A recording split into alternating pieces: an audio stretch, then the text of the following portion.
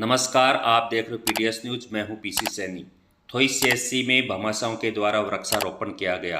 किशन लील बागोरी ढाणी रामपुरा थोई व उनके पुत्र डॉक्टर विजय सिंह लील, संतोष जाट आरटीओ क्रड़का निवासी व उनकी धर्मपत्नी श्रीमती उर्मिला जी देवी ने थोई परिसर में 25 बड़े बड़े पेड़ लगाए, जिनकी कीमत 21,000 रुपये है। इस मौके पर चिकित्सा अधिकारी प्रभारी डॉक्टर कानाराम सैनी, डॉक्टर अरुण शर्मा, कल्याणपुरा सरपंच पवन कुमार साई, महेश यादव नर्सिंग इंचार्ज, अर्जुन लाल, विजय वर्मा उपस्थित रहे।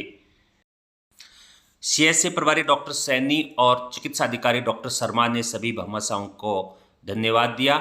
और आइए जानते हैं सभी भामाशाहों ने इस अवसर पर पेड़ों को लेकर, वृक्षारोपण को लेकर क्या कहा, सुनते हैं इस रिपोर्ट में। सभी आए हुए लोगों को मेरा नमस्कार।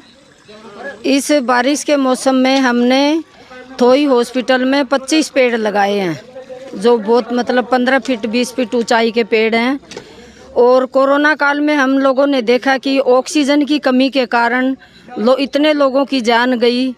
उस चीज़ को देखते हुए हम लोगों ने सोचा पेड़ होंगे तो ऑक्सीजन की कमी नहीं होएगी, इसलिए हम लोगों ने पेड़ लगाना उचित समझा। और मैं तो सभी लोगों से निवेदन करती हूँ कि बारिश का मौसम है, अगर आप हॉस्पिटल वगैरह और कहीं स्कूल वगैरह में लगाना चाहते हो तो बहुत अच्छी बात है, वरना अपने खेत में, अपने घर में हर सदस्य पेड़ उगाए।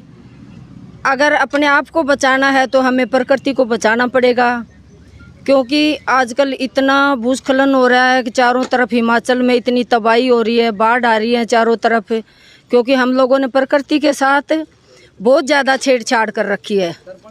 इसलिए प्रकृति को अगर हमें बचाना है, हमें अपने आप को बचाना है तो प्रकृति को बचाना पड़ेगा। और नहीं, वरना एक दिन ऐसा आएगा ये प्रकृति हम लोगों को समेट देगी। अगर हम प्रकृति को नहीं बचाएंगे तो ये प्रकृति हम लोगों को समेट देगी। इसलिए सभी लोगों से निवेदन है, इस कोरोना काल को देखते हुए, सुरक्षा अपना ध्यान रखते हुए ज़्यादा से ज़्यादा पेड़ लगाएं। धन्यवाद। आज सामुदायिक स्वास्थ्य केंद्र थोई के अंदर बारिश के मौसम में वृक्षारोपण किया जा रहा है और इसमें थोई सीएससी का भामाशाहों ने कंधे से कंधा मिला के पूरा साथ दिया है।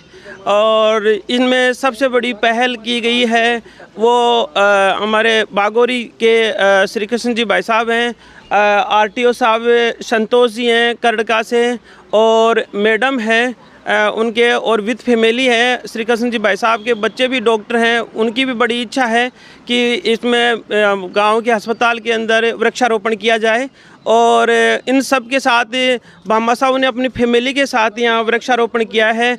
और आप देखिए कि 10-10 फीट के बड़े पौधे लगाए हैं। हमने पहले भी 2 साल से हम ट्राई कर रहे थे कि छोटे पौधे करके लगा के, और यहाँ क्या है कि जानवर वगैरह खा जाते हैं या फिर वो डिस्ट्रॉय हो जाते हैं, तो वो सक्सेसफुल नहीं हो पा रहे थे। हमने सोचा है कि बड़े पौधे लगाए जाए, और हमने आरटीओ साहब से भी निवेदन किया और किशन जी भाई साहब से भी बात की, तो उन्होंने तुरंत सहमति दे दी इन चीज़ के लिए। और आज हम 25 पौधे बड़े बड़े हैं, आप देख सकते हैं 10-12 फीट के पौधे हैं ये। और ये इनको ज़्यादा केयरिंग की ज़रूरत नहीं पड़ेगी, पानी की व्यवस्था और आगे इन फ्यूचर इनकी जो प्लांटेशन की जो भी मैनेजमेंट है वो हम बखूबी निभाएंगे और अच्छे से अच्छे करने की कोशिश करेंगे। और ये इस हॉस्पिटल के अंदर हरियाली बरकरार रहे। और कोरोना काल में भी हमने ये देखा है कि ऑक्सीजन की जो एक डेफिशिएंसी है उसको बहुत बड़ी एक पूरे दुनिया भर के अंदर एक त्रासदी आई है।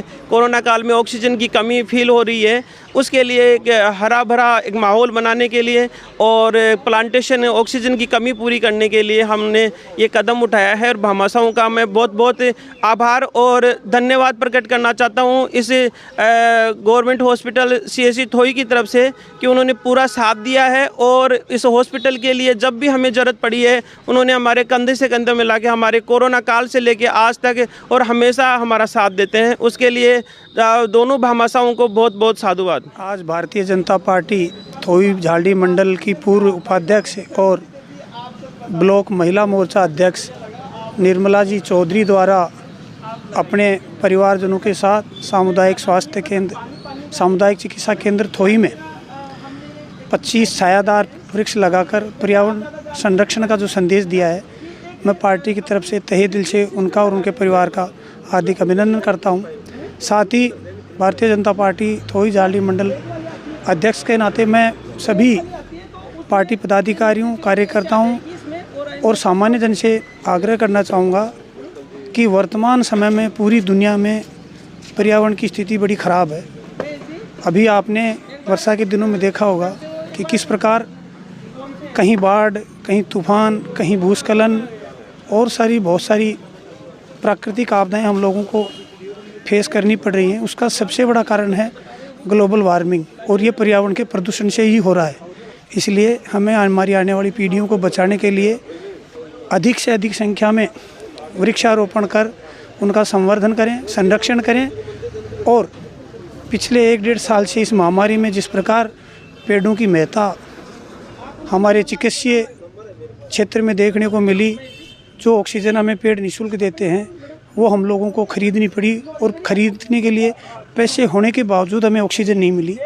तो ये आने वाले खतरों का संकेत है, और ये प्रकृति के समझदार लोगों के लिए इशारे हैं। मैं पुनः सभी से आग्रह करूँगा कि अधिक से अधिक संख्या में पेड़ लगाएं और उनका पालन पोषण करने के लिए एक दूसरे को प्रेरित करें।